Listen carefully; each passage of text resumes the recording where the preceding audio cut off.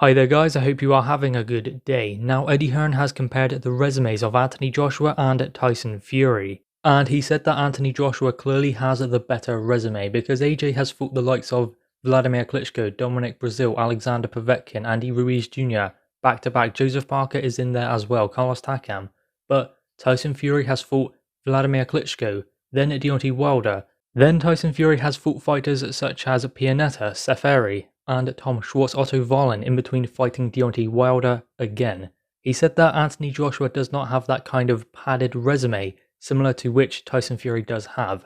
Now, obviously Tyson Fury has hyped himself up for mega events such as Vladimir Klitschko, such as Deontay Wilder twice, but Anthony Joshua has also done that. He has also fought Vladimir Klitschko, and I would say the second one would be Andy Ruiz Jr. I think that was the second mega event for Anthony Joshua. Obviously, you have the Joseph Parker one, which was a unification fight, so that was mega also, but I think that the Ruiz 2 fight does pip that because Anthony Joshua made history, becoming only the fourth man in history to regain the Heavyweight World Championship in an immediate rematch. So I think that Anthony Joshua's two best wins do come against Vladimir Klitschko and Andy Ruiz Jr. for that mere fact.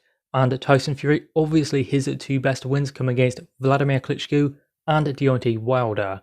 Now, when you go down through their resumes, you do see that Anthony Joshua has faced more top 10, top 15 heavyweights of today than Tyson Fury. But then again, you have to look at the fact that Tyson Fury was inactive for 3 years.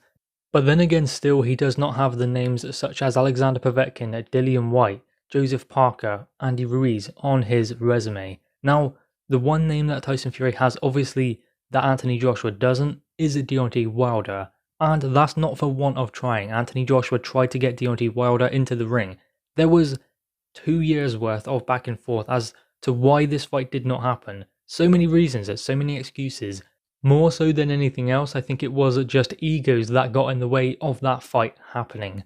Now, if you do look at those resumes, you can see that Anthony Joshua has been a world champion and defended his world title belt. Tyson Fury has yet to do that, but then again, Tyson Fury has won every single belt that he can win, which is of course very impressive, but he has still yet to defend one of those heavyweight world championships. He's been a 2-time heavyweight world champion. He first became a world champion in 2015 when he beat Vladimir Klitschko over in Germany. Then, obviously we know what happened after that. He had a lot of time out of the ring. Then he begun his second reign at the beginning of 2020, becoming a 2-time heavyweight world champion, although he still believed he was a world champion because he had that lineal status, which was the man who beat the man. So he beat Vladimir Klitschko and therefore he is the man to beat then in the heavyweight division. That is kind of what that lineal status represented for Tyson Fury. Now, does it matter about resumes when they are going into a fight with one another? To a certain extent, yes, but not so much when you consider that styles make fights. When you consider the fact that Anthony Joshua knows what it's like to defend a heavyweight world championship, he knows what it's like to go into tough fights back to back. Tyson Fury, as I said, is yet to do that.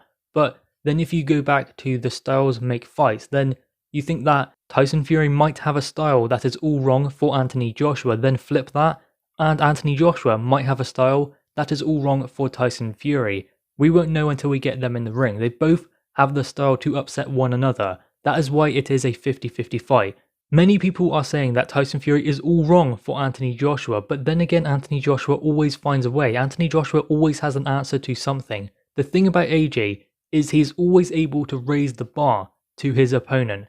I mean, in his 19th fight, he was fighting Vladimir Klitschko in a unified heavyweight world championship fight in front of 90,000 people. And he did not have it all his own way. There were sticky moments in there, but he overcame them. So he raised the level to that opponent, to that moment in his career.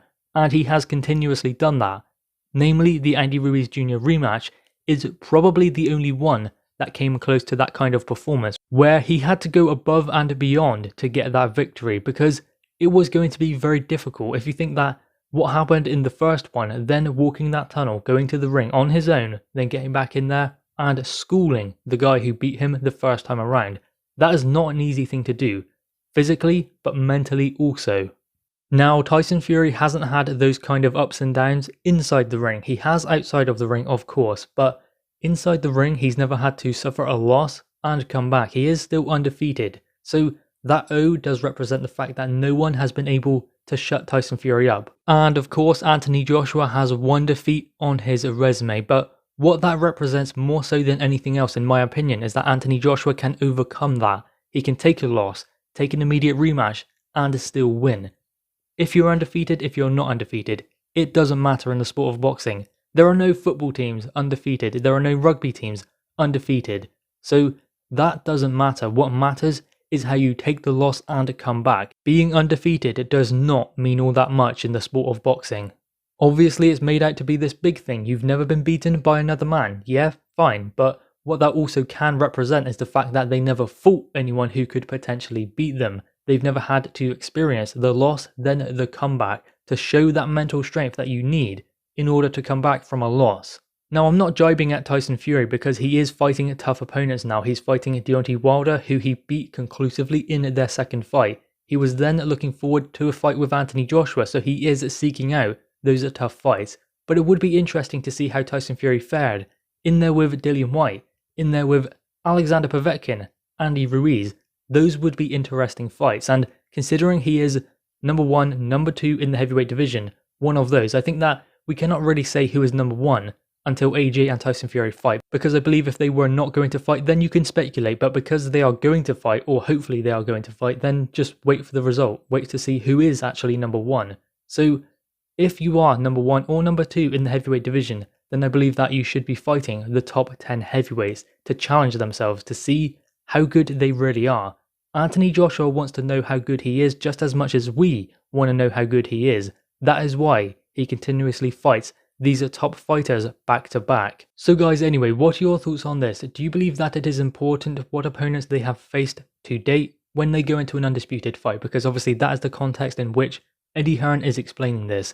Anthony Joshua has a much better resume, so he believes, than at Tyson Fury. That is what he has said, because Anthony Joshua's resume since becoming a world champion is not in any way padded. He has some real top names in that resume of his since becoming a heavyweight world champion. Joseph Parker, Alexander Povetkin, Vladimir Klitschko, Andy Ruiz Jr. twice, Carlos Takam. So there are some incredible opponents in there for Anthony Joshua, some top 10 heavyweight opponents. So guys, anyway, drop your thoughts on this in the comments below, leave a thumbs up, and subscribe if you are new. Thanks guys.